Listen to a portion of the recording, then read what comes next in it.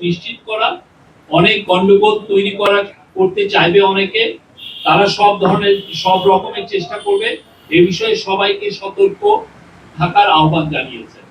এবং দুর্গাপূজা গত বছর আপনারা দেখেছেন, এবারও উৎসব মুখর পরিবেশে শান্তিপূর্ণভাবে সারা দেশে উদযাপিত হবে। আর একটু মিটিং শেষে নুরুল হক নূরের ওয়াইফ মারিয়া আক্তার, নূরের দুইজন সহকর্মী রাশেদ খান এবং হাসান আল মামুন আমাদের চিফ অ্যাডভাইজারের সাথে দেখা করেন।